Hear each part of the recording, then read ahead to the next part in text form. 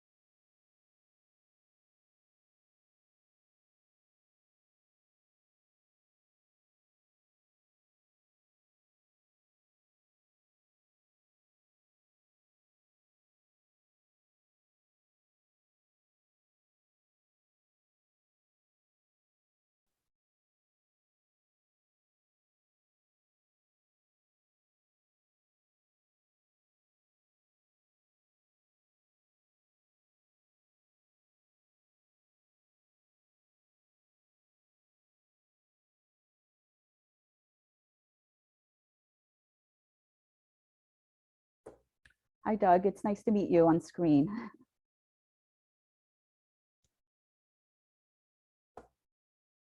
You're on mute. I can't hear you. Can you hear me now? Yes, I should be hearing Yes. you. Right. Yes, I can Hi, hear you. Yes. Hi, Christina. Yeah. How are I'm good. Good. I'm good. It's finally nice to be able to talk to you. I was in Songdo and I met up with Joanna. you? Okay, great. Yeah, Yes. yeah. I did some remote working from Seoul, and then I ended up actually remote working in Songdo because I found that it's a lot more chill and laid back and just Yes, walking yes. space. It's not as fast paced as Seoul. So Yeah, so I had quite a right. good catch up with Joanna, which was nice. Okay, great. Yes. And In fact, I then think she's in Seoul this weekend. yeah, yeah. And then we also met up with our Unsachal colleagues Okay, great. that are in the same building as well. So Good. Right. So you're working remotely now, yeah, or you're back in the Philippines? I'm now back in the Philippines, but we're still on remote Okay. work arrangement till about July.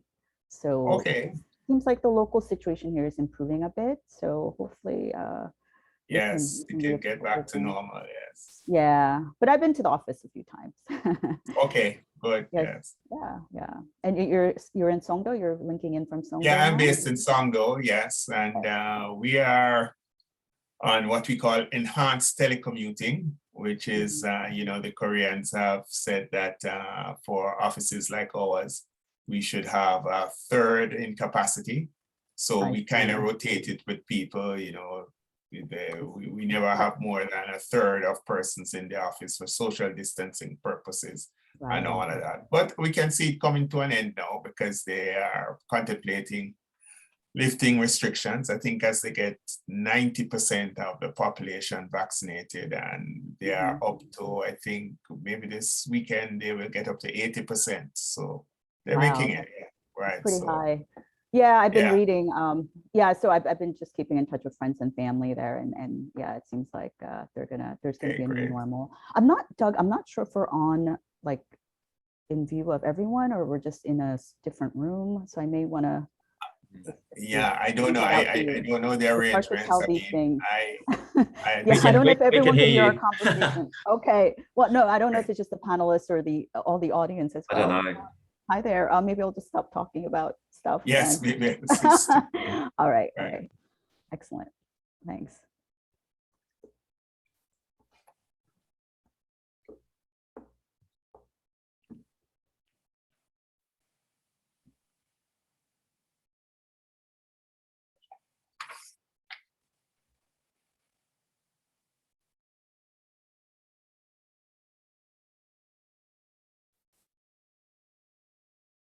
start us off. Good morning. Thank you very, very much, Wendy. And it is a pleasure to welcome you on behalf of the European Bank for Reconstruction and Development to this expert session on reallocating international capital and the role of law. Let me first offer special thanks to our partners from the Net Zero Lawyers Alliance, and in particular my co-host, Wendy Miles, who has more than 25 years of experience advising on international law and international arbitration. Many thanks also to the Center for International Sustainable Development Law for their collaboration in organizing the events today. It's an honor to welcome such a superb group of speakers. The remit of international financial institutions has changed in many ways over the decades, and mobilizing climate finance has now emerged as a central component of the Development Bank's strategic approach to aligning their operations with the Paris Agreement goals. This is as it should be, as this reflects perhaps the ideal harnessing of their comparative advantage among international organizations. In the past 6 years, in fact, MDBs have jointly committed a total of $257 billion in climate finance, of which $186 billion was directed at low and middle income countries. In view of their global reach and their large pools of capital, MDBs are uniquely placed to mobilize further capital and steer financial flows towards low carbon and climate resilient activities. The Ebrd delivers this mandate first and foremost by accelerating green investments across countries and sectors, reducing portfolio emissions through fossil fuel reduction policies, supporting new green technologies, and engaging with governments to develop climate policies and sector strategies. While public finance is indisputably has an essential role to play in tackling climate change, the crisis is too big and too serious and too urgent for a one-dimensional approach. Achieving the transition to a net zero carbon world requires more than the 100 billion committed under the Copenhagen Pledge. An estimated $90 trillion, I'll repeat that, $90 trillion is required between 2020 and 2050 to put the world on a less than 1.5 degrees Celsius warming trajectory. And this cannot be delivered without private sector participation. As a majority private sector bank, Ebrd plays a pivotal role in catalyzing private sector financial flows into low emissions and climate resilient investments in emerging markets. In 2020, for example, every dollar of climate finance we invested, we mobilized $1.80 of private capital, far more than any other MDB, which reflects our private sector operating model.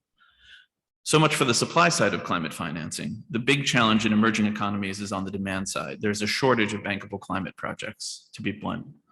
Part of our task as green lawyers is to nurture private climate finance by developing and enabling a supportive regulatory environment, just as we ensure the supply of that finance by mobilizing investors through a range of financial instruments. As is now becoming clear, lawyers are leading in bringing about the green transition. Our legal team supports businesses that are making the shift towards more sustainable practices and responsible climate action through improved corporate governance.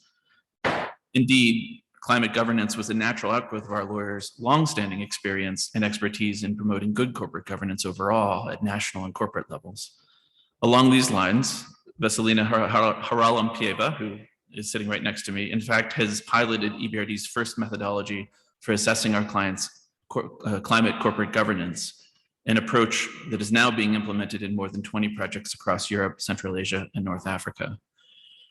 With this in mind, together with our partners, we're delighted for today's opportunity to raise the awareness of the role of lawyers in promoting and advancing the transition to low carbon and resilient economies. The first part of today's session will focus on the role of international financial institutions in supporting the Paris goals, in particular through their unique business model of combining investment with policy dialogue and technical assistance. The second part will illustrate how private sector lawyers are helping the transition to a low carbon economy through the incorporation of net zero ambitions in structured finance and contractual arrangements across the supply chain. It's my pleasure and honor to introduce the first three speakers, and three people I'm fortunate to know very well and consider friends, before I give the floor to my co-host, Wendy Miles. First, it's my privilege to welcome virtually our keynote speaker, Douglas Leys, General Counsel of the Green Climate Fund. Douglas has a wealth of experience in legal affairs, including a prior stint as General Counsel of the Caribbean Development Bank. He holds the rank of Queen's Counsel, a position reserved for persons who have distinguished themselves at the bar in the Commonwealth. Since 2018, Douglas has led the GCF's legal team, and it's truly fantastic that he's joining us from Songdo, Korea today. Next, EBRD's Vesselina Haralampieva will open the next discussion by presenting the EBRD's approach to financing green projects and supporting the low carbon transition. As the energy and climate change lead in EBRD's legal transition program, Vesselina works closely with banking colleagues and advises on matters relating to clean energy, climate law and policy, and sustainable governance. More recently, as previously noted, she's developed cutting-edge client and policy initiatives in the fields of corporate climate governance and sustainability. And last from my side, definitely not least, is my good friend Christina Pack, who will also be joining virtually from the Asian Development Bank in Manila. She will give us the Asian market perspective, including the challenges faced in mobilizing climate finance for small island developing states. Christina specializes in international finance law and has been working on multi-sector projects across Southeast and East Asia. She's also a member of ADB's Climate Change Thematic Group and develops and implements environmental law, climate finance, and international arbitration law reform technical assistance projects under ADB's Law and Policy Reform Program. Now I've spoken far too long, so let's move over to what I know will be an insightful and interesting discussion. Wendy, it's over to you for your side. Thank you. Thank you so much, Mike. I need to figure out the mics first. So, all right. So we those who were in the plenary this morning, to catch up those who got here a little bit later, it is Friday, it's been an intense week. Mike talks to you about the 257 billion multilateral development bank capital that is in the capital stack for funding transition, for funding the infrastructure, the architecture that we need in order to move to net zero. 257 billion, that's in the stack. Also in the stack are several hundreds of billions, pushing quite close to the trillion of philanthropic capital. There is an enormous amount of philanthropic capital now in this stack. We need to remember that. And then of course there's the sovereign funds, the state funds. But even then, it's a tiny part of the $130 trillion that I mentioned this morning, which is the private finance capital. That is what drives the financial markets. So Loudis Foundation, which is one of these philanthropic organizations for climate, has mapped, and environment and human rights, has mapped the financial system as it is today. And they've done it in the 6 swim lanes that you see up on the slide. So government on the swim lane, then civil society communities, individuals, then knowledge in the swim lane, finance has its own very big swim lane, and then business, and then environment. Environment isn't at the bottom because it's the least important, it's at the bottom because it's the foundation. It's what everything else sits on and builds on. So if we move to the next slide, don't panic, but when Loudis mapped these, and these are all available online, if you Google Loudis, L-A-U-D-E-S, Loudis Foundation and Nexial, they built the maps, N-E-X-I-A-L, we can circulate the link. You can spend a lot of time working through the videos on these interactive maps. That's what our financial system looks like. And what they did to create these was to demonstrate who in that system has agency. Who has agency? And what will surprise you and surprised me is how much agency individuals have in that system. That 130 trillion, a lot of that's our money, our pension funds, you know, our investments, our share portfolios. Okay, so moving to the next slide. What we did with Loudis is, and again, I just want you to get a sense of that. You don't have to read the words, but I want to demonstrate to you what the legal system map looks like over these swim lanes. And I want to point something out to you. If you look down the columns, you'll see the purple header, the pink header, and the green header. The legal system that sits around this mobilization of finance, this reallocation of capital to achieve net zero is actually 3 systems. And if any of you saw the Gunther Body World exhibition, where the body was stripped down to its system, I want you to think about the legal systems similar to the body systems. It's actually multiple systems. So the legal systems that we want to be focused on are first, the nervous system.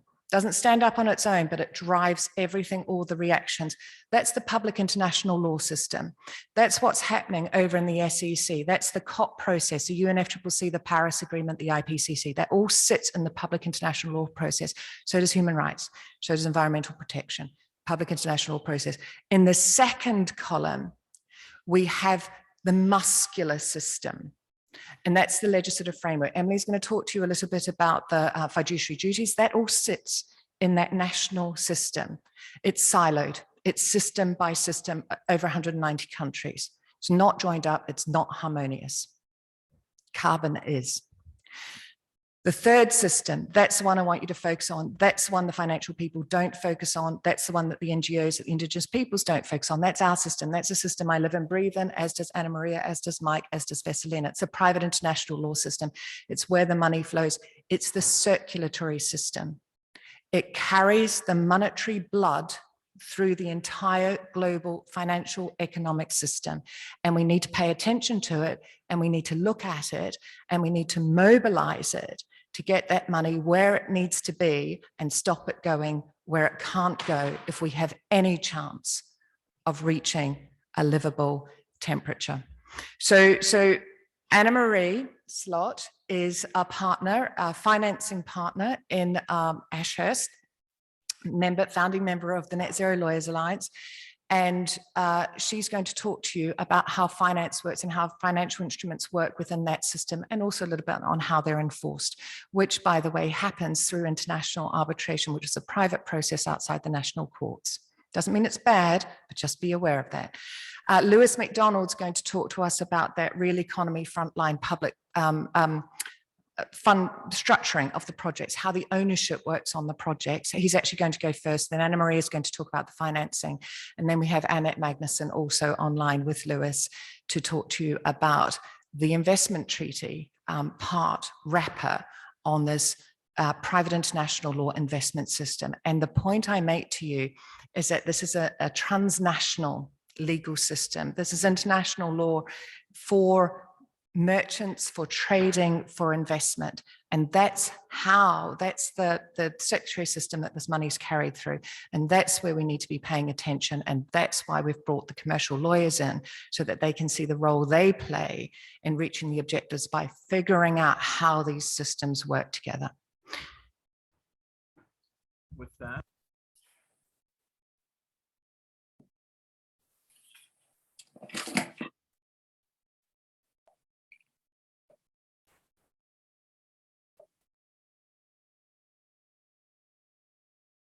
All this to say, we're turning it over to, assuming the technology works, to Douglas Leys, the General Counsel of the Green Climate Fund. Douglas, for your contribution. Thank you.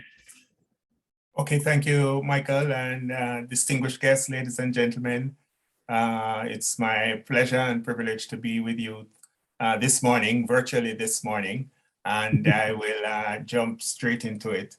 I want to begin by looking at the theme of this session, by examining what the Green Climate Fund is doing with its partners to transition to the low carbon, resilient and sustainable economies. I think through this examination, we will get an appreciation of the direction of travel of international institutions in how they intend to achieve their net zero ambitions. As I said in the opening ceremony, for those of you who are present, the GCF is the largest dedicated climate fund, and it was established under the Paris Agreement as the primary financing mechanism, and mandated by its governing instrument to promote a paradigm shift towards low emission and climate resilient development pathways by providing support to developing countries to limit or reduce their greenhouse gas emissions and to adapt to the impacts of climate change. Now, the board of the GCF, in order to achieve this mandate, has approved a raft of policies and procedures by which it will fund projects in developing countries in the implementation of its mandate. And just as Michael mentioned, we have these policies which trickle down into our contractual arrangements. In doing so, however, the GCF ensures that the climate solutions which are pursued by developing countries are done in a manner which is country-driven. This means that the countries own these projects, and the GCF provides the funding through a pipeline which countries deliver to the board. In order to assist countries to develop this pipeline and meet the GCF requirements, the GCF, through its readiness window, provides grant resources to these countries to assist them in developing the capacity and expertise needed to design projects which meet the GCF standards. This obviates the downtime in sending projects back to countries, for example, because they do not meet the climate rationale demanded by GCF, or projects which do not meet scalability or replication requirements. These requirements also ensure that projects are consistent with the country's national determined contributions, which they submit to the COP, and which in turn ensures that the planet meets the agreed upon CO2 emission targets. The GCF in implementing these projects adopt a four-pronged approach to its investments. We create an enabling environment for climate action, and we do this by fostering integrated policy making to remove barriers to novel climate solutions and maximize co-benefits. We accelerate climate intervention by investing in new technologies, business models, institutions, financial instruments, and practices.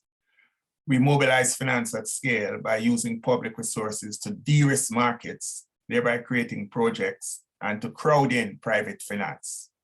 We strengthen domestic finance institutions by supporting the widespread adoption of new climate solutions. Now we're in an era where climate change offers businesses an unprecedented chance to capitalize on new growth and investment opportunities that can protect the planet as well. GCF employs part of its funds to help mobilize financial flows from the private sector to compelling and profitable climate-smart investment opportunities. Now, all of these may sound abstract, so I'll now give you a few examples of GCF projects which illustrates what I have referred to above. The first one I'd like to refer to is the Espejo de Tarapaca project. This is a project which revolves around the use of solar energy to generate electricity all day at a baseload plant in Chile's northern Tarapacá province. During the day, a portion of the solar power would go to pumping water from a nearby storage facility at a higher altitude. A 300 megawatt hydroelectric facility would provide power at night. This project takes the advantage of the natural topography of Chile, and the intention is to provide a continuous supply of electricity and relieve the pressure on the current grid, which is driven by fossil fuel generators. The project, if it is successful, will set a precedent, providing a renewable baseload solution at a competitive price. It will also contribute to climate change adaptation by providing stable water supply from its own desalination plant to vulnerable local communities. GCF is providing the first 60 million of equity investment, and it is hoped that this will attract additional private sector debt and equity investors, which will fund the remaining investment totaling US 1.1 billion. If the solar hydro combination project works, the GCF will not have to provide as much money for the next project, and it can be replicated globally, because other private sector interests will then see the profitability element and will come rushing in. Another area in which we can take transformative action is in the area of urban reform. Planning and urban design can help achieve mitigation outcomes by altering the way we commute and use urban areas. Studies have shown that altering urban areas by providing compact communities with a range of housing types, reliable transit to and from employment, and placing services within walking distance can make a significant contribution to overall climate change mitigation. GCF is playing a pivotal role in ensuring that urban areas have access to affordable finance to cover high upfront costs of climate-focused infrastructure investments over long return periods, which can then improve the financial viability of such investments and achieve climate targets in line with their national and local priorities. However, those investments need to be integrated and combined with strategic planning, policy reform, technical assistance, and capacity building actions that will support the development of low carbon, climate resilient pathways in urban areas in the long run. As we speak, we are in partnership with the Ebrd in implementing the Green Cities project. The object of this project is allowing cities and municipalities to have access to affordable finance to cover higher upfront costs of climate-focused infrastructure investments over long return periods. This will improve the viability of such investments and help to achieve climate targets in line with their national and local priorities. And my final example is a pilot project launched by the GCF together with the government of Jamaica. And I do admit I have a special bias here because that's where I'm from. This is testing the capacity of nature-based solutions to complement hard infrastructure in areas of Jamaica. One aspect of the project concerns water and sewage infrastructure. All these services are especially at risk when a hurricane or flooding strike.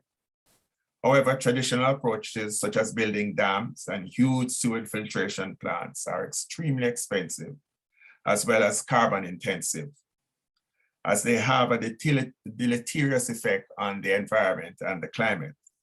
The pilot looks at Jamaica's topography and will harness the abundant sources of water in the northern mountainous side of the island, and through gravity and other engineering solutions, transfer this to the plains on the southern side, which is the breadbasket of the island, but which is often affected by drought.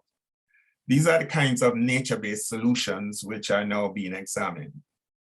They are now more attractive because of the frequency of natural disasters, the cost of which must now be factored into the existing infrastructure assets when they are to be replaced. The hope is that if successful, these investments will attract trillions of dollars locked up in the insurance companies and pension funds to which you referred earlier, Wendy, which can then be used to fund long-term viable infrastructure projects focused on infrastructure financing. We think you're in an era where gone are the days when investors could contemplate getting a natural disaster in, say, 1 in 20 years or 36 years, or as Mia Motley said at the opening, Barbados had its first hurricane in 66 years. Those days are gone. That facilitated investors making handsome returns on their investment during this period. But the frequency and intensity of natural disasters are now forcing us to revisit pricing models for these assets. We'll now have to examine alternative ways in which we can maximize value by financing assets which have greater resilience and longevity to natural disasters. There are numerous other examples, but I may as well stop here. And I want to thank you for your patience and attention. Mr. Chair, it's over to you. Thank you. Thank you, Douglas. It's really great to hear from you. On my only, though, that's a round of applause for Douglas. Only regret is that you're not here with us. I regret that too. Next time. And now I'll turn it over to Vesselina Haralampieva for a discussion on the EBRD side. Hello, everyone. Thank you, Mike. Thanks, Mary Claire. Thanks, everyone, for the invitation. It's a pleasure to be here again with everyone in person and virtually. I have prepared slides, so we can quickly probably ask the virtual moderators to open. Perfect, great, thank you. And move on to the second slide, please. So we heard a lot about the climate ambition and also the climate finance and all these billions that needs to be converted into trillions in order to reach and deliver on the Paris goals. So I will aim to give you a quick overview of what is EBRD doing in this area, what is the MDB's role in delivering climate finance, and we will talk about the recent commitments of the MDBs and the European Bank for Reconstruction and Development where I work. And we'll wrap up with some interesting case studies on how to engage with large corporates in various industries in order to develop, enhance, and publicly disclose their climate action. So we can now move to the next slides, and I'll take my time so that I don't overrun.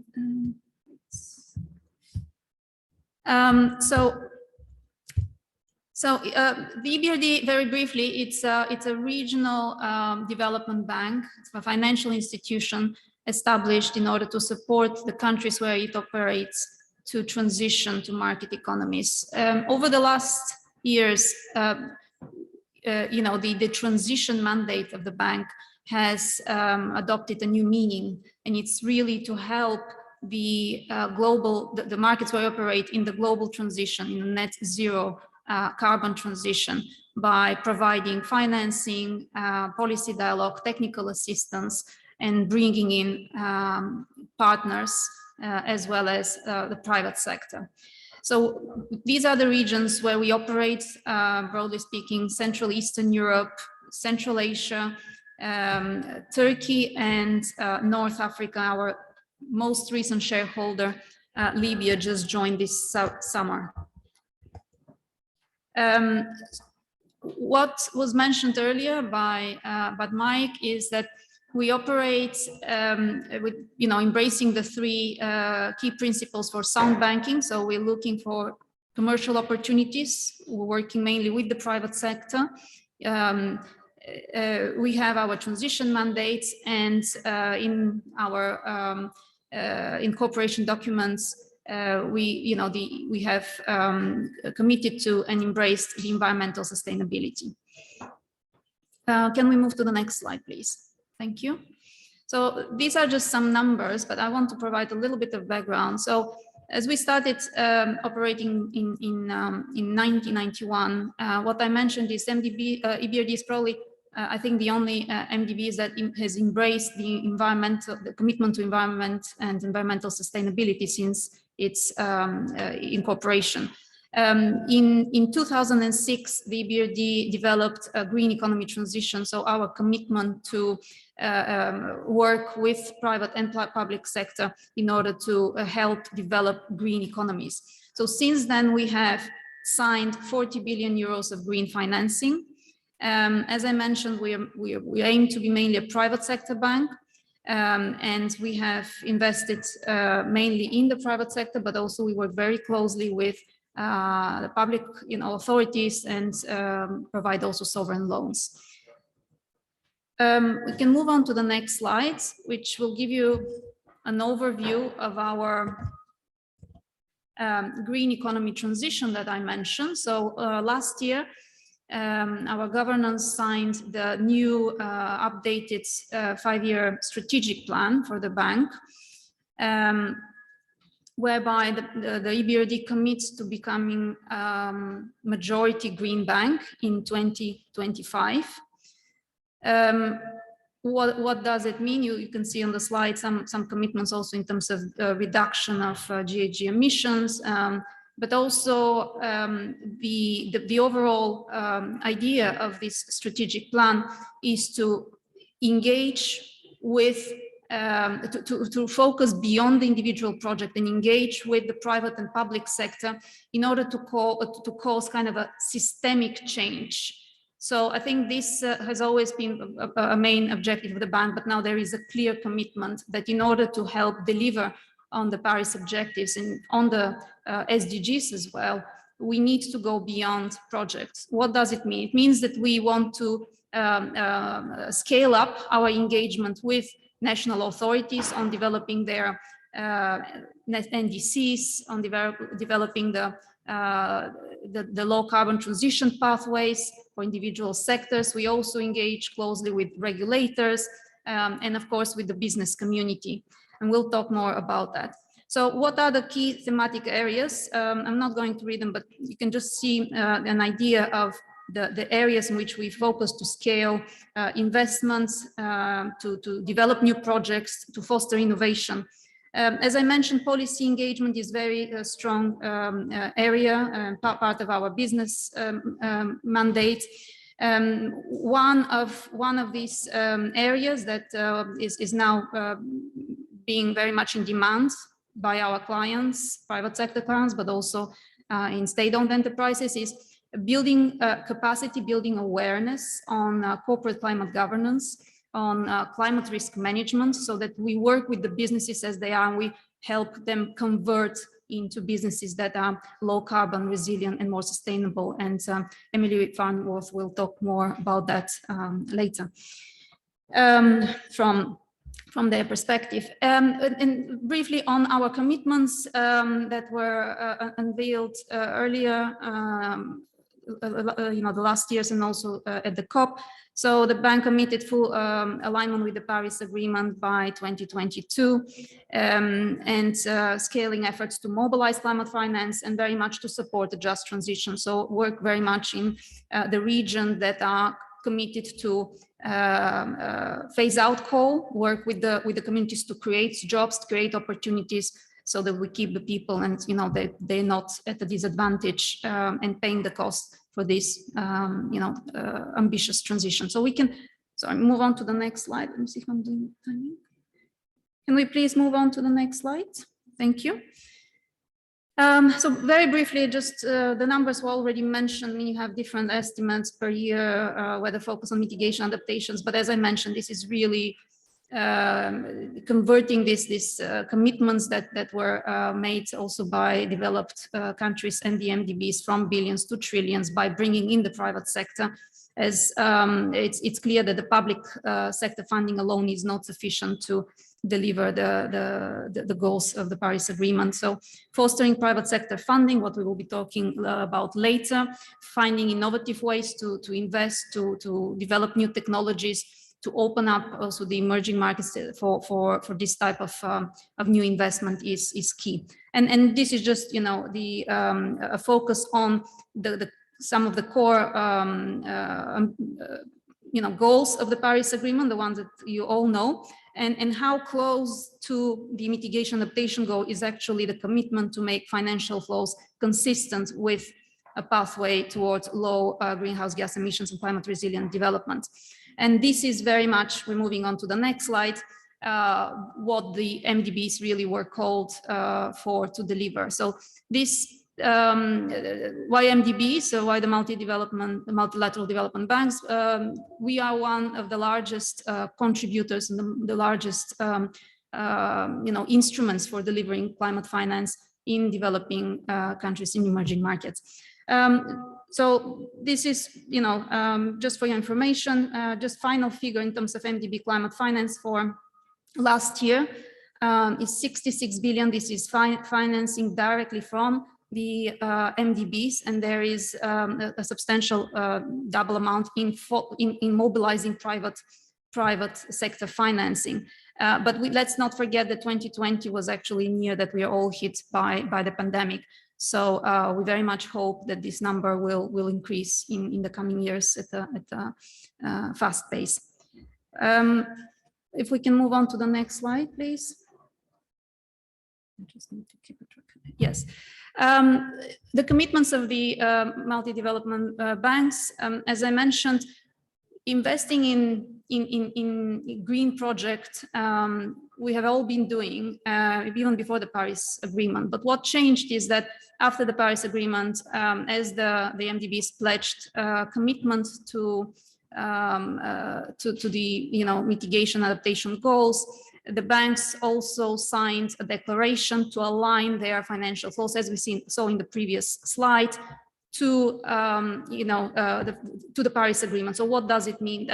It was a very it's a very demanding and trying exercise involving key experts from all the MDBs in order to develop methodologies. And here on this slide, you see the 6 building blocks of the overarching commitment to alignment with the objectives of the Paris Agreement. So I will just quickly name them. It's block 1 is alignment with the mitigation goals. It's a separate methodology being developed on how to align with the adaptation and climate resilience goals. So making especially more vulnerable countries where we operate, kind of more resilient to the already happening impact of climate change. And the rest are really focused on, as I mentioned, a scaling up of the policy support, working on the policy commitments, on the legal and regulatory frameworks in these countries in order to make these projects happen, in order to open opportunities, unlock opportunities for partners and for global finance to invest. With this, we can move on to the next slide. And this is just kind of a snapshot of the latest commitments by Ebrd and the MDBs the last 2-3 days. So the bank, the Ebrd is the development bank that mobilizes the highest ratio of private capital alongside its investment, so leveraging private sector investment in emerging markets. So we have committed to doubling this percentage, so working closer with the private sector to 75% of all our total investment. We're bringing alongside also shareholders, so countries committed to invest in the emerging markets. And so this is our new multi-donor partnership in order to accelerate climate action, environmental sustainability. And two other announcements that were made. One was of the MDBs. I think it was very important on nature, people, and planet. So, you know, as Wendy mentioned at the beginning, so we need to focus on the natural environment, on biodiversity, on natural capital as, you know, one of the key ways in order to deliver climate action. So not narrowly focusing on climate, but really focusing on natural-based solutions. And we've also endorsed the global methane pledge made by the developed countries. Let's move on to the next slide, please. I will very quickly want only to give you a couple of examples. As we mentioned, systemic impact and engaging even with companies that are, you know, energy companies or in agribusiness that have traditionally relied on fossil fuels.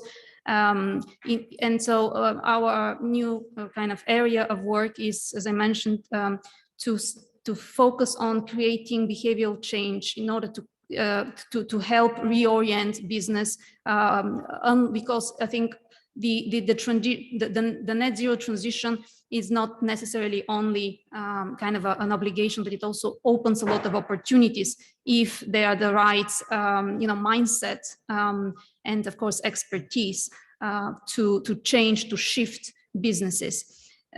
So we can skip a few slides, and I just wanted to give you a couple of examples. You will case study 1. Yes, perfect, thank you. So this is an investment with the largest electricity that we made with the public-private corporations in Greece. So this is a state-owned you know, power producer, and central to Greece's efforts to implement Greece's new decarbonization strategy. So since 2019, especially 2020, we worked very closely with the senior management, with the board of PPC in order to help them develop an action plan on how to become, you know, more climate resilient, but also how to shift, as I mentioned before, their strategies and become, you know, more decarbonization strategy. So this kind of commitment of the Ebrd to provide technical assistance went hand in hand with our investment, with our loan that we made available in time of you know, the COVID. So I think this was an example of you know, stepping up, responding to emergency needs of companies, but also bringing in our unique expertise and helping them to kind of become more you know, resilient and oriented and delivering on the net zero strategy of the government. And the next slide will give you another example of a vertically integrated electricity and gas utility company in Tunisia. So a developing country, it's much more difficult, I think, because of a number of factors to engage and to work on decarbonization strategies there. But we have seen definitely breakthrough, and as part of our investment, we have also developed a similar long-term roadmap in order to commit the company to a more you know, carbon neutral and resilient pathway. So with this, I will wrap up and I'll hand over back to Mike. Thank you for your attention. Thank you very much, Vessi. And now if we have on the line, Christina Pack.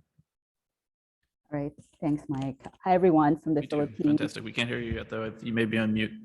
Can you hear me now? Yes, perfect. Excellent. Okay. Hey, everyone. It's really great to be able to link to COP26 and be part of this important discussion. And a big thanks to the organizers. So I plan to talk about the urgent need for climate finance in the Asia Pacific region, especially in the South Pacific, where even 1.5 degrees will have devastating consequences, and what ADB has been doing to provide more climate finance and investments into this region. Just a bit about ADB for those of you who aren't familiar. So we're a MDB, similar to the World Bank and Ebrd. Our basic mandate is poverty alleviation and inclusive and sustainable development. So we're owned by 68 members, and 49 of the members are in the region. So that's the Asia and the Pacific region. And actually our reach is quite broad though. We basically covered Central Asia, East Asia, Southeast Asia, South Asia, and the South Pacific. And we have many ways of helping our developing member countries. So in the next slide, you'll see that all the different instruments that we have, similar to other multilateral development banks. And we also leverage co-financing. So we co-finance, with the Green Climate Fund, as well as Ebrd and other international financial institutions. And partnerships is incredibly important right now, especially innovative knowledge solutions. And we, unlike the Ebrd, we are still largely a public sector bank, although we're moving towards more private sector. So by 2024, a third of ADB is supposed to basically have do private sector. We also have PPP transaction advisory services, as well as treasury. So we do a lot of green bonds. And then we have a pretty big knowledge department. So in the next slide, it basically says, the battle against climate change will be won or lost in the Asia and the Pacific. And I think this really captures the situation, because 50% of the global greenhouse emissions, come from Asia, and the top 3 biggest emitters are in Asia. So what happens in Asia and the climate actions that Asia and the Pacific region takes will have huge implications globally. But at the same time, Asia and the Pacific has 7 out of the 10 most vulnerable countries in the world. So in the next slide, you'll see that climate change is very much a key priority of our corporate strategy and our operations. It's basically mainstreamed into all parts of our operation. And by 2030, we aim to have at least 75% of all our projects supporting climate change mitigation and adaptation projects. So, in the next slide, I think, again, the big message is the importance of climate finance, in particular for developing countries, because, their ability to implement their NDCs is conditional on obtaining more international climate finance. And of course, MDBs such as Ebrd and ADB have been very active in mobilizing climate finance and investments into our client countries. But way more is needed, as Wendy pointed out, trillions, in fact. So in the next in the next slide, before COP in October, ADB made a huge announcement that we are raising our climate finance ambition from 80 billion to 100 billion from our own resources, and that doesn't include co-financings by 2030. And the additional 20 billion is really to look for new mitigation avenues, such as energy storage and efficiency, and scale up adaptation projects in climate sensitive sectors, such as urban, agriculture, and water, and increase climate finance in ADB's private sector operations to find more commercially viable bankable projects. So, and then another, part, I think, Michael mentioned this, is really, we plan to leverage our resources to attract more climate finance from the private sector. So in the next slide, you'll see that we have many different ways of financing, attracting in climate finance and also financing in climate investments. We have loans, grants, equity investments, guarantees. We're also an active issuer of green bonds. In fact, we've issued around 10 billion so far. And recently, we've developed numerous blended finance platforms to leverage public and private sector sources of finance. And in fact, at COP, we launched the Asian Green Recovery Platform. So basically to de-risk investments for green infrastructure projects. We also announced this energy transition mechanism. It's to retire coal plants earlier. It's an exploratory stage right now, but it's quite innovative. And we're about to announce a new fund. It's public, it's in Twitter. And it's a fund called Climate Action Catalyst Fund, which is going to be our newest carbon fund. So, next slide basically, also talks about just transition, which Bessie talked about. Transition must be just. We have to take into account all the affected, communities and workers in pursuing this goal. So now in the next slide, I'm going to bring you to the South Pacific region. It's a region I have been actually working a lot in the last few years, and I feel a very strong connection to this region. So we have about 14 Pacific developing member countries, and they comprise about 30% of our developing member clients. And similar to other SIDS, they are unique. They have unique challenges. Small population, small land area. They're widely dispersed. So getting energy to the outer islands, or the outer islands, have issues accessing services, including energy. Because of their remoteness, their cost of business living is quite high. And they have a greater, challenge in attracting private sector finance. So, it's just wreaking havoc in their economies and livelihoods. And so climate change is, at the forefront. And, I think Fiji's COP presidency really shed light on in this region in COP 2023. So in the next slide, you'll see like a snapshot of the types of climate investments in the region. And I think Douglas kind of gave us a flavor of the types of projects that small island countries need, including the Caribbean and now in the Pacific. So you'll see that, a lot of, what we've been doing is we've been financing small scale renewable energy projects, especially in the outer islands because they lack access to energy. We support energy efficiency projects, and there's an urgent need to build and replace infrastructure to climate-proof the infrastructure, because the region is prone to cyclones, and it could basically wipe out a lot of their economy, which happened with in Fiji with Cyclone Winston. It basically knocked I think it had an impact about a third of their GDP. So it's significant. And we also, we're doing some sustainable port financing, because ports are critical economic lifelines for the South Pacific region. And of course, because they're island countries, we need to finance, building coastal resilience. So I think the takeaway is that South Pacific countries, they need climate finance for adaptation as well as mitigation. In the next slide, I'm just going to talk a little bit about the potential for renewable energy in this region. Right now the situation is that they're heavily dependent on imported fossil fuels for electricity, and it's really expensive. Prices are fluctuating, so it's really having a dent on their public finances.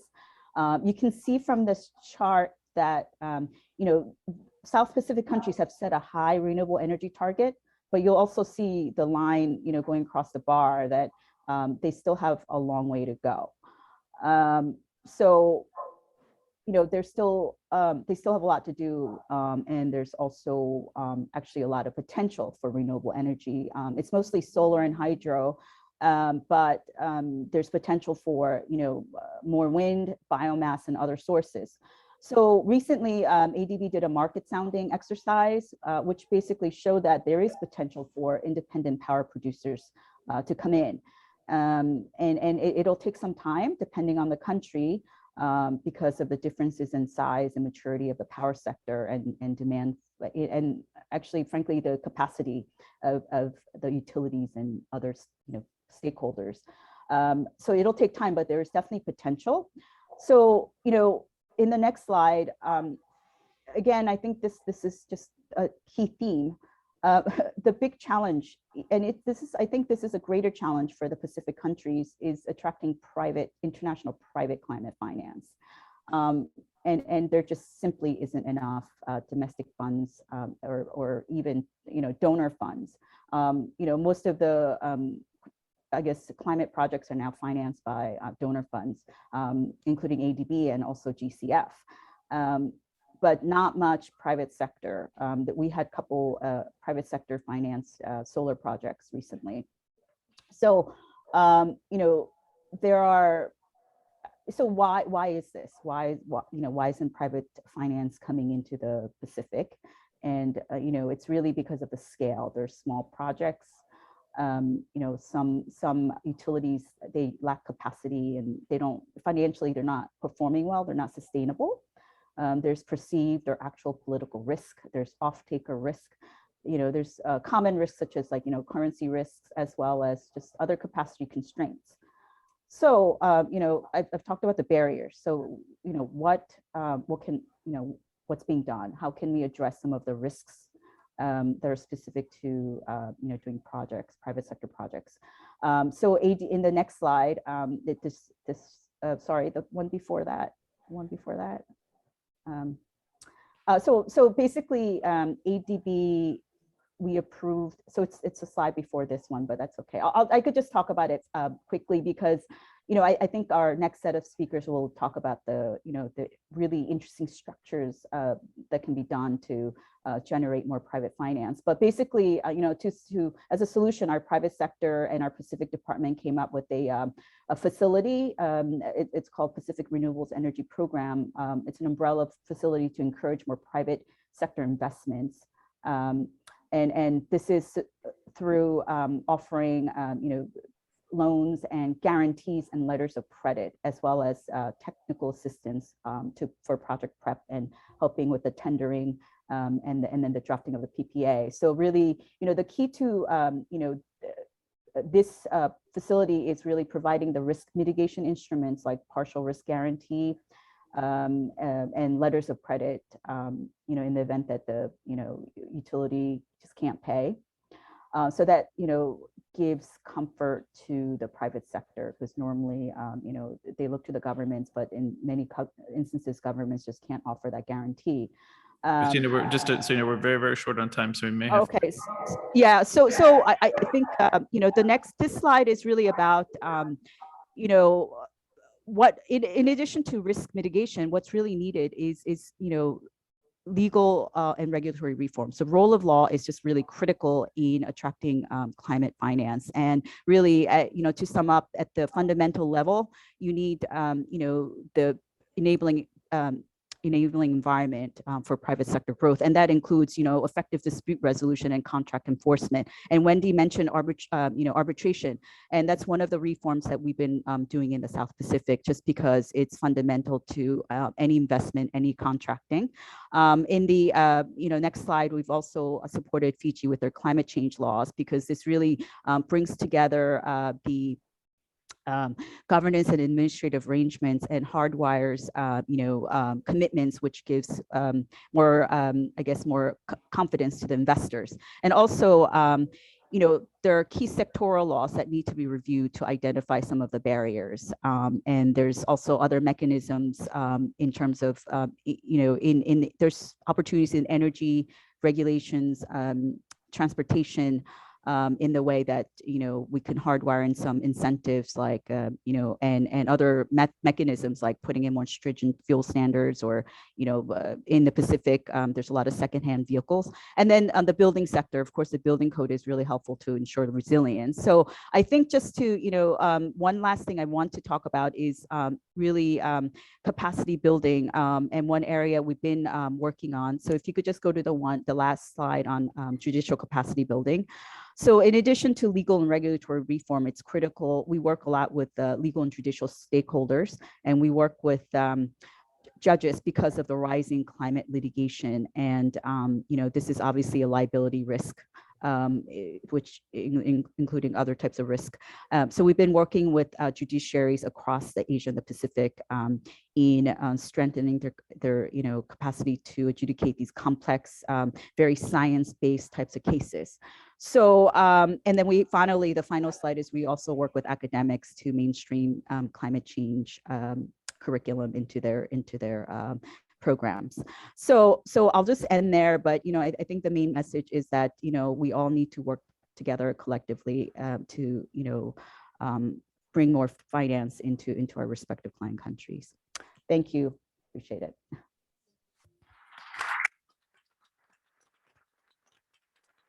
Thank you so much, Christina. So we have 6 minutes for the final 6 speakers. So what that says and what you should take from that is this is a very, very big conversation.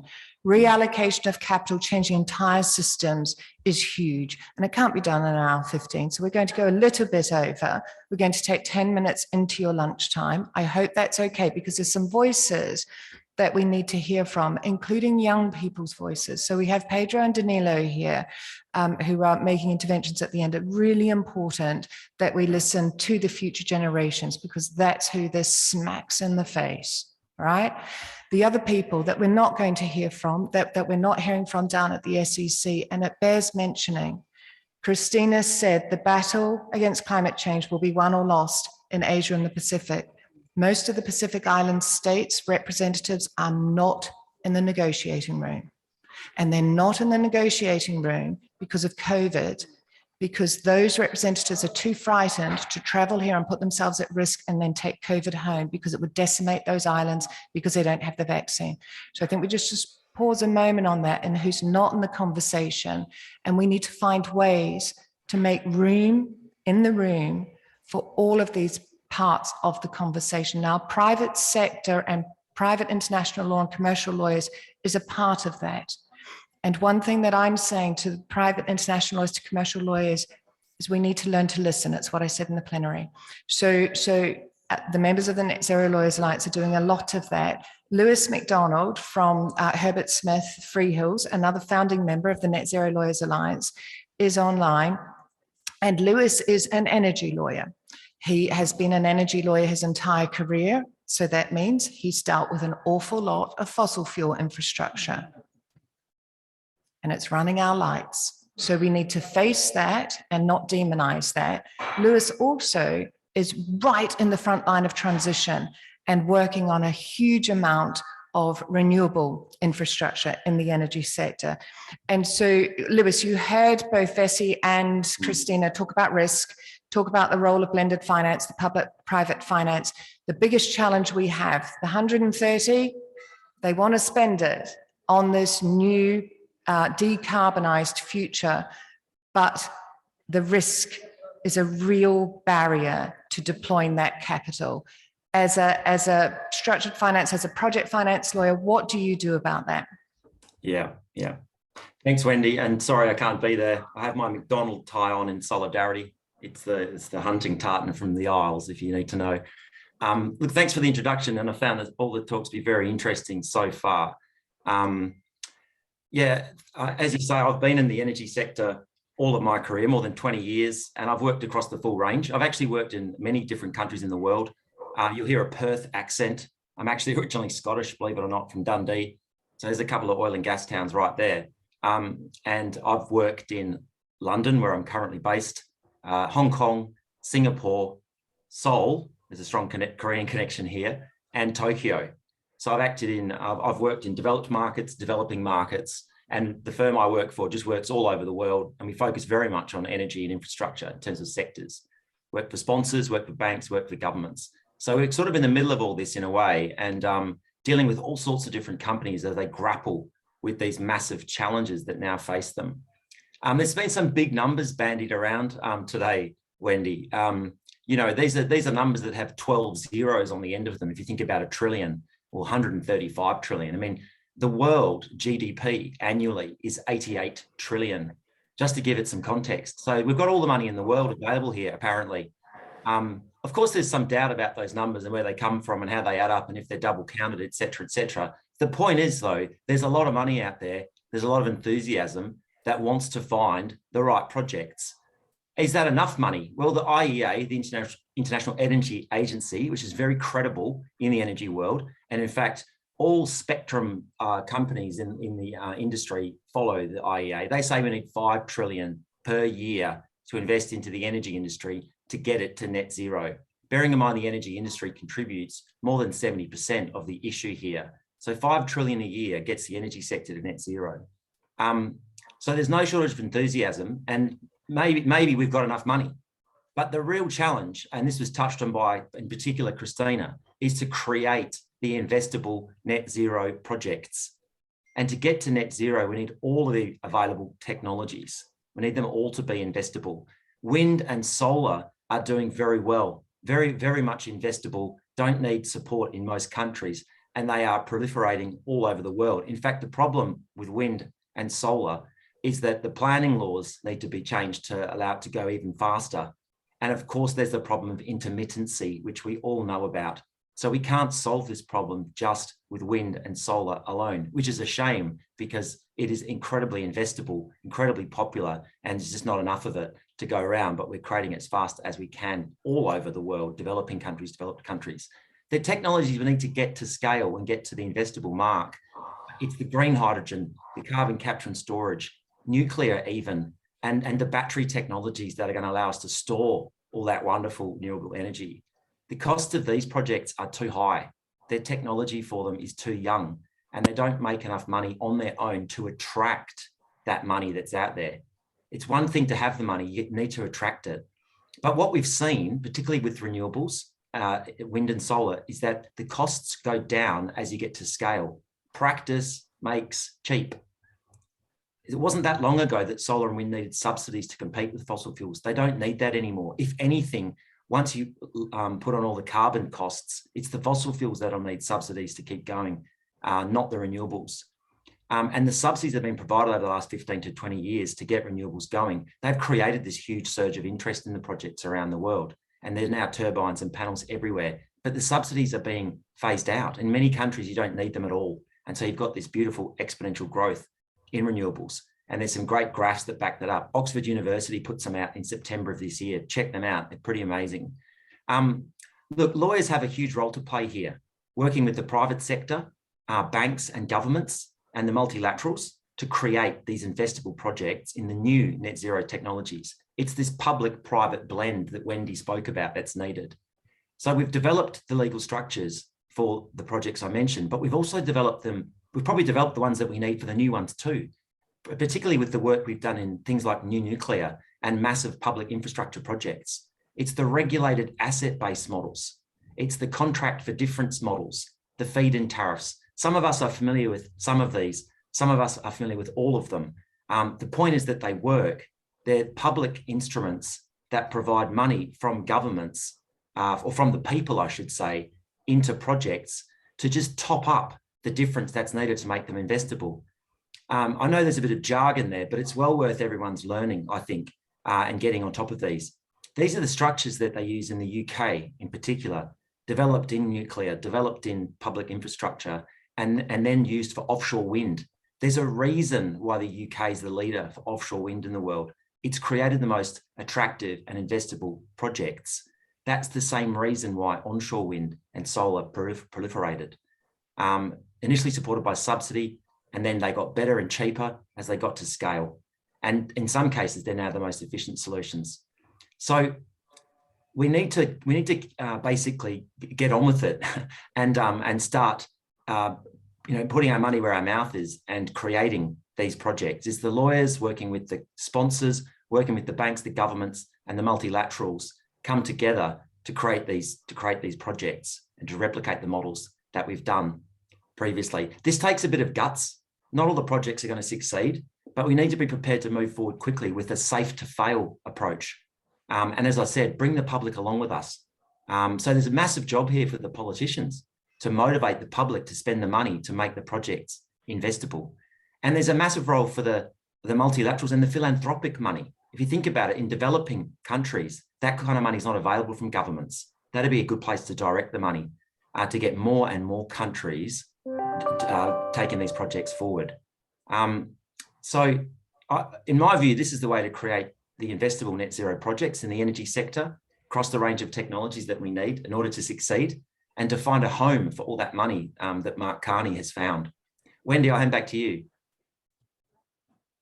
Practice makes cheap is my favorite Lewis mantra. Anna Marie, so Lewis talked a lot about debt and equity financing really in there, but there's a whole layer upon layer of clever financial derivative structure finance instruments. What role can they play in helping to de-risk, get this money moving? Yeah, thanks, Wendy. I'll talk fast since we don't have a lot of time and I'm American, so it's kind of natural. I think you read the right question there, right? Which is the risk and the return, right? And really when it comes to finance, when you're thinking about finance, you got to follow the money. Where's the money coming from? Who's the money going to? And those two actors have their own responsibilities. I'm a company, I'm borrowing money. There are very few companies that are operating without borrowing money. I'm borrowing money. I have a responsibility to my stakeholders, but on an everyday basis, I have a responsibility to my manager and the other guys that I report to so that we can make sure that we all keep our jobs and we can pay our rent, we can go home and we can feed our kids. Or we can, play video games at night, depending on where you are on the age structure. And if you are a lender, you take the form of either a bank, and many of the big banks that we've heard from, the multilateral banks, we also private banks. They're an enormous player in the system, but even bigger player in the system is the investors. And the investors' end result is your money. And that's the most fascinating shift that's happened in the last 5 years. The investors have come to the table in a way that they never came to the table in 2009, and where they started coming to the table in 2014. But really, they have gotten serious about where their money goes and asking where it goes. And I think if you understand that risk and reward, you can try to understand how to take away the blocks to moving that money faster. All those investors have responsibilities to the people who had given them their money to do something with it that is going to be productive, right? It's your pension money sitting with them. If they went and invested in some project that was nice, but probably not viable, they would get in trouble for doing it, right? So that's the block we're talking about there and the barriers. That's what we're trying to get around. That's how you wrap things with MDB money as the first money in. So it's the most high risk money. And then you put private money behind it on the theory that that means that the project will actually succeed. And it's that, it's really about motivating not just that primary money, but all the secondary markets, because money runs around in circles in the financial system. There's lending and borrowing, there's investing. Those are all kind of the primary world. You have derivatives that offset the risk. There are now green derivatives. That's an evolving part of finance. So how do you get derivatives to support a green transition? There are structured products. How do you de-risk, which is the biggest thing that people will talk about and the place where lawyers spend an enormous amount of time. How do you de-risk structures so that people investing into those structures can say, hand on heart, I think that this is actually a really good investment for my money and for the people who have given me their money to invest. And I think, it's that focus where lawyers can really bring skill sets that are necessary in this transformation, because we are designed to look at risk and we are designed to come up with solutions around risk. Can you wrap something, with MDB money first so that me as an investor, I wouldn't lend you 70 million, but somebody else is going to lend you 20. So I'll lend you 50 because that to me makes more sense. And I know that my money's protected by those guys that went in as equity first. And so there's an entire structure that exists in the world that is transforming and looking through that lens of ESG and analyzing that risk and return in a way that it hasn't done before, in a way that externality wasn't included. So I'm going to stop there because we're super short on time, and there's lots of other folks on the table. Thank you so much, Anna Marie. Big, huge conversation, but so powerful. We have Annette Magnusson from Climate Council online, but actually I'm going to skip out of order because I think what Anna Marie just said about investors asking about where their money's going. This is the universal owners, those pension funds, those insurance funds. This is our money, right? And I think it's a good time to bring you in, Emily, on that and the fiduciary duties piece. Just can we do that now? Because I think it follows nicely. Sorry not to warn you. No worries. No, it's really fascinating to kind of think about all these different pieces and how they fit together. Just one project I'll mention is the Climate Governance Initiative, which is really looking at non-executive directors, chairs on boards, and the fiduciary responsibilities they have, the duty of care they have, which is changing at a huge pace. We've now got 16 of these networks, these chapters around the world, and it's a very much a global initiative with hundreds of thousands of non-exec directors who are now listening to this conversation. The critical piece in all of this, and we've heard a lot about how important private sector finance is to get behind some of these initiatives.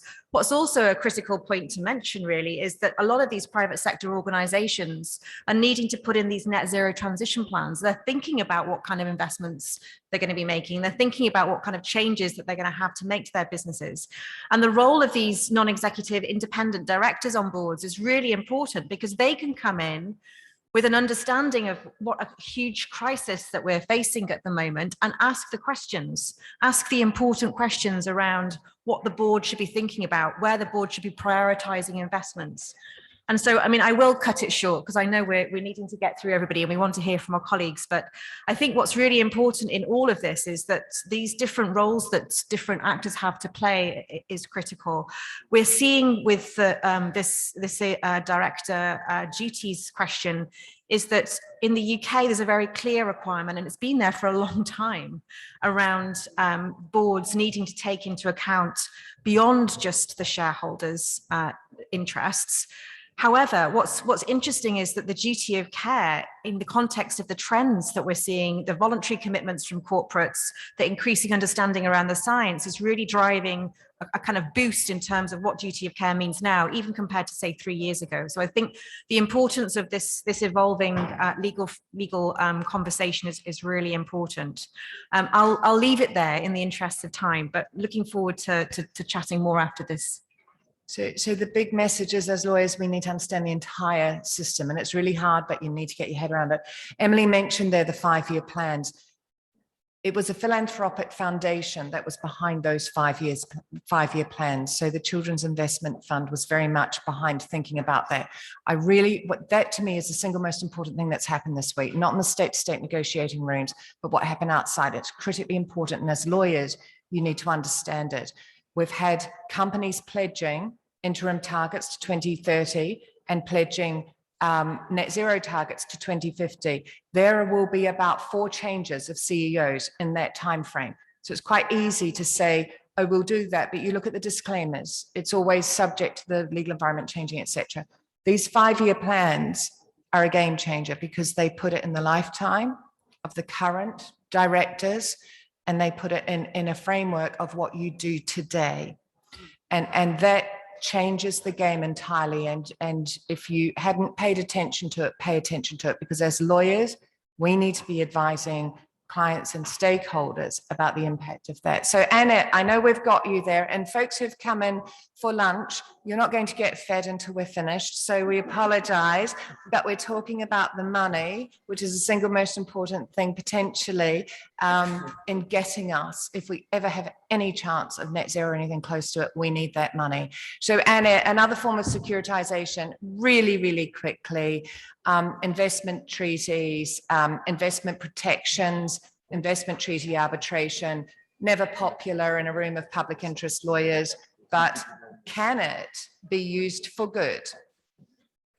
Thanks, Wendy. And first, let me say that thank you to all the other panelists. It has been a really pleasure listening to everyone. And I do wish we had longer, so I hope we will come back to many of these conversations.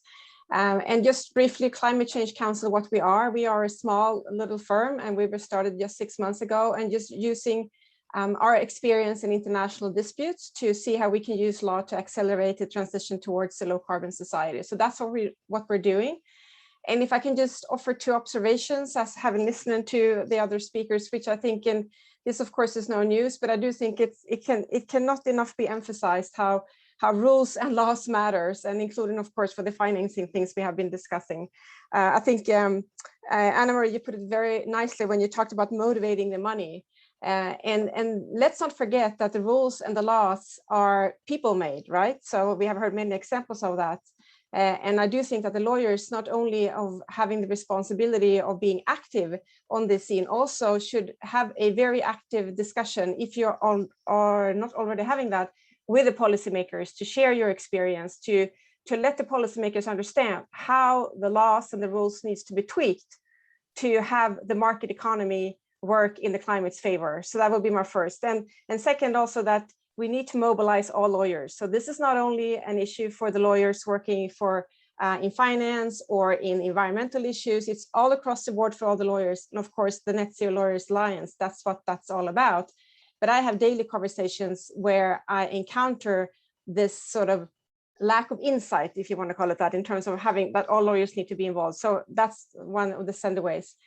And so talking then about how we ensure, or how we have the international investment law as an enabler of these necessary investments. We have heard large numbers floating around. Some of you might be familiar with the fact that we have more than 3,000 of these international investment agreements. Most of them are bilateral, but we also have some that are multilateral. That could be very, very valuable and important when it comes to sending a message of long-term stability, of long-term policy reliance in the country in which the investment is made. But there are also there's also a discussion going on right now whether or not these investments agreements are used to their fullest potential, and are they really supporting the transition in the right way? Are they attracting the kinds of investments that we really need? And are they giving the governments enough space to fulfill their own ambitions? So there are many questions to be asked about the international investment agreements. And I do think, therefore, just as many of the existing legal frameworks need to be examined to see if they are used to their fullest potential, international investment law certainly is a very important area to look at. And that's something that we are doing at Climate Change Council currently. We are looking specifically at investments in energy, because as we know, this will be very important for the transition. But there could be other areas all throughout the board when it comes to sort of really making sure that this existing web, you could call it, of international agreements, to what extent it is working with the changes that we need to see in society, to have this sort of structural changes. And we have heard this from many of the speakers earlier here today, the importance of looking at the structural issues for the transition. And this is certainly a big piece of the puzzle if you look at the international investments, and again, to examine to what extent they are working, and how we can change the practice. And the good news, of course, here being that we have great access to the way these international treaties have been used in the past, given the fact that we have seen so many international arbitral awards being rendered under these treaties. And the vast majority of these arbitral awards are public. So that's our door into understanding how the treaties work in practice, and how we can, if need be, make them be even more efficient tool for the societal transition. So with this, I think I will stop, and I will continue listening to my fellow panelists. Thank you so much, Annette. And we've got little sandwich bags moving down the side of the room. Can I just ask everybody in the room just to stop? Just stop, you're walking, just stop and listen for a moment. Because now, you know, the younger people on the panel, the students, are going to speak, and that's who we all need to be listening to. And I know there's a lot of students here, but I want you to hear that we're listening. Pedro, Danilo, you have the final word, and I'm so sorry it's so short and at the end. Thank you very much, Wendy, and I'll be very, very short because there's only so much to say after such brilliant presentations. So my main area of focus is actually international financial regulation. So I'm coming from at many of those issues from a slightly different perspective, but there's many points of contact here.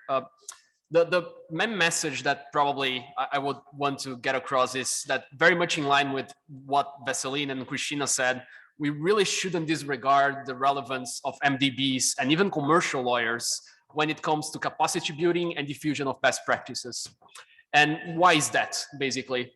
Sustainable finance is especially hard when it comes to coordination. We need change very, very quickly, and we need change very quickly across a range of different actors. So even only looking at the financial system, we have central banks, we have asset managers, we have commercial banks, we have MDBs that not only have very different roles and risks, but also significant legacy rules and frameworks they have to deal with. And basically, when change needs to happen so quickly, it's really hard to keep track of all the moving parts, especially when we still don't have the consensus about what's the best way to move forwards. So even if we have increasingly the money, as Leys has mentioned, we will have those coordination challenges, and we really need agenda setters and focal points. One great example of that, something that is basically soft law by classical standards, is the Network for Greening the Financial System. Has been doing a really helpful work in diffusing new tools and mechanisms that have been adopted by regulators, by firms across the planet. And I would argue that MDBs and commercial lawyers, apart from the very helpful work they do in actually getting the money down to everybody that needs the money, and even considering they are not regulators, they are in a very privileged position to lead by example and establish best practices, acting as focal points from which those best practices can diffuse to other players in finance. And now hand over to Danilo. Thank you. Great. Thank you very much. And sorry for being the person in between you and lunch. I promise I'll be brief. And the point, I will make only one point. And the point that I want to make is really what Wendy mentioned on what are the voices that are being heard. And from what I've seen from the international financial system is that it is mostly geared towards the state, the shareholders, the funders, the clients. But what about the people that are the ultimate beneficiaries of the development projects that we're all trying to get money to fund? And in this sense, and also making good use of the fact that we have so many MDBs councils here, is to make the argument that we need to strengthen the accountability mechanisms that exist within the multilateral development banks. In most, if not all of them, the decision of these mechanisms, which are perhaps in most instances the only moment that victims of human rights violations or environmental harms that are caused as a consequence of a development project, that's often the only time that they can actually have their voices heard in the process. Sometimes they cannot even access courts. And these decisions sometimes, they are not binding upon the multilateral development banks. They are only recommendatory. And if this is not enough of an argument, then in some cases, when the bank does not listen to those recommendations from the accountability mechanisms, those cases are then litigated, as we've seen with the GEM versus IFC case. So it actually hurts in the pocket as well not to listen to the accountability mechanism. So that's what I wanted to say. Thank you very much, and please enjoy lunch. Danilo, these microphones. Microphone on? Yes, Danilo and Pedro, you guys are fantastic. You're the reason we're here. And I, as the general counsel of an MDB, I'm going to convey your advice because I think it's really, really important. Thank you everyone for all your patience. We're sorry this has run over, but I think this has been a fabulous discussion on both sides of the finance ledger. And we look forward to seeing you and talking. Thank you.